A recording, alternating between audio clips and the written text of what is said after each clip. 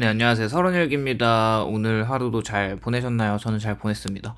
요즘 SCHD ETF 주가가 계속 하락을 하고 있어요. 주가가 이제 4일 연속으로 하락을 하고 있죠. 물론 이제 S&P나 이제 미국 3대 지수가 연속적으로 하락을 하고 있는 어떤 약세장이라고 보기 때문에 SC도 그 약세장을 피해갈 수 없는 거죠. 우선 이제 70불대 초반에서 60불대로 들어가게 되면 저는 지속적으로 추가적으로 매수를 하기 좋은 가격이라고 여전히 생각을 하고 있습니다. 왜 SC의 주가는 지속적으로 빠지는가 생각을 좀 해보면 여러 가지 이유가 있겠지만 당연히 이제 앞에 영상에도 말했듯이 안에 있는 이제 구성 섹터들에 포함된 회사들의 주가가 힘을 쓰기가 힘든 매크로 환경이어서 그렇다는 것이죠. 섹터별로 보면 사실 은행주는 지난 이제 3월 이후로 굉장히 하방 압력을 받고 있는 상황인데요.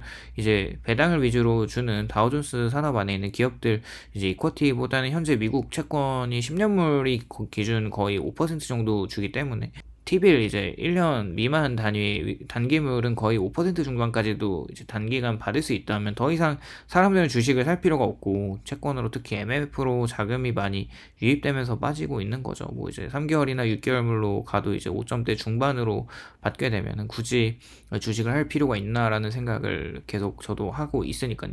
우선 지난주에 발표된 지역은행 주가는 전반적으로 그동안 훨씬 낮춰왔던 컨센서스나 더 낮은 실적을 발표하면서 주가가 엄청나게 이제 하락을 하고 있는 상황이고요. 연준의 하이어 폴 롱거 기조는 앞으로 인플레이션이 잡히지 않는다고 하면 강한 미국의 노동시장과 소매시장, GDP가 일시적으로 강하다고 저는 개인적으로 생각은 하지만 이 기조에서는 금리를 인하하기보다는 매파적으로 또 나올 가능성이 높기 때문에 혹은 장기물 금리가 이제 또 어제 빌 에크먼과 빌 그로스의 금리가 정점을 찍었다라는 발언 이후에 장기물 금리가 하락했을 때는 연준은 또 높은 장기물 금리를 은근히 또 원하고 있어서 매파적으로 나올 수가 있어요. 그렇게 된다면 주식에게는 안전하다고 하는 우량한 전통기업들에게도 좋은 상황은 아니라는 거죠.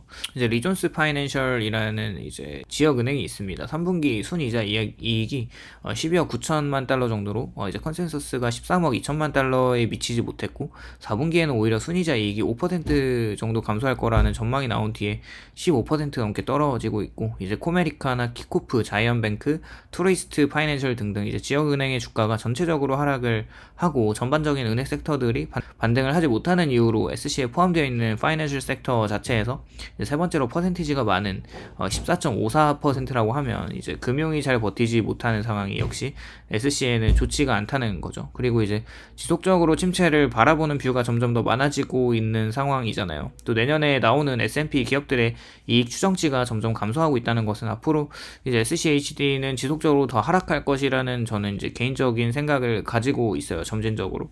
그러나 저는 지속적으로 낮아진 주가에 겁을 지레 먹을 필요는 없다고 생각을 하고 있어요. 결국 연준의 금리 인하는 주가가 많이 망가진 이후에 조치가 취해질 가능성이 높으나 이런 금융섹터나 전반적인 산업섹터에서 금리가 인하가 되면서 결국 낮아진 주가로 인해 높아진 배당률 투자자들로 하여금 더 유입이 있을 거라고 생각을 하고 있습니다. 우선 이제 침체가 왔을 때를 보면 SCHD나 S&P 500의 MDD를 생각해 보면 22년도에 엄청난 하락장을 겪었었던 S&P 500은 마이너스 18%를 22년도에 기록을 했다면 SCHD는 마이너스 3% 정도로 방어를 아주 잘했습니다. 물론 23년 현재는 S&P가 플러스고 SC가 마이너스 3% 정도로 마이너스이긴 하지만 또 이제 MDD를 보면 22년도부터 비교를 했을 때 S&P가 마이너스 23%, SC가 마이너스 21% 정도로 엄청난 차이는 아니지만 그래도 방어를 잘하는 거는 SC라는 것이죠. 이제 SC에 투자에서 회의가 드는 이유를 살펴보면 이제 그 주주들이 어떤 생각을 하냐면 과연 이 ETF가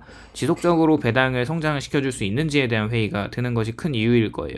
생각을 해보면 우리가 이 ETF의 주가 성장을 보고 투자하는 것보다는 배당 성장을 보고 투자하는 접근이 더 많기 때문에 배당 성장의 유지가 가능하지 않다면 굳이 SC를 살 이유가 없다는 것이죠. 저는 이제 개인적으로 SC 알고리즘이 매년 3월마다 리밸런싱 되는 회사들이 결코 이제 배당 성장을 하기 어려운 회사라고 생각하지는 않습니다. 현재는 비상식적인 고금리로 회사들의 영업이익률이 줄어들면서 이제 부채에 대한 이자를 갚는 고금리로 인한 회사채에 발행된 금리들이 앞으로 이제 더 리파이낸싱 되면서 이제 더 금리가 높아질 텐데 거기에 대해 나가는 부채가 더 높아질 높아질 것이고, 배당을 엄청 높게 올려주는 것이 쉽지 않은 것이 사실이라면 앞으로 조금 금리 상황이 진정이 된다면 SC를 30년간 투자했을 때 이제 평균치로 10% 내에는 가능하다고 보고 있거든요.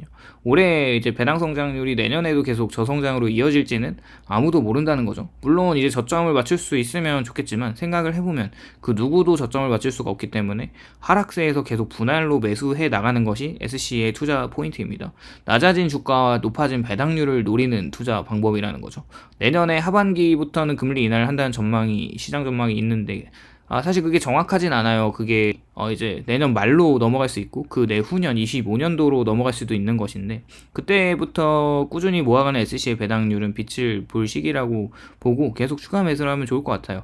오늘도 이제 그런 이제 투자에 대한 고민을 계속 하는 사람들이 너무나 많은데, 사실 저희가 이제 고금리나 고인플레이션 시대에서 살아남는 방법은 그것보다도 높은 수익률을 올리는 것이고 계속 지속적으로 현금 흐름을 창출하는 방법인데, 거기에 맞게 투자를 계속 해야 된다고 한다면 이제 낮아지고 있는 SCHD ETF를 계속 모아간다는 것은 적어도 평타는 칠 거라고 생각을 합니다. 아주 부자가 되진 않더라도요. 어쨌거나 그런 생각을 계속 가지고 있고 저도 그런 접근을 하고 있습니다. 어쨌거나 오늘도 영상 시청해 주셔서 감사드리고 도움이 되셨다면 좋아요와 구독을 부탁드립니다.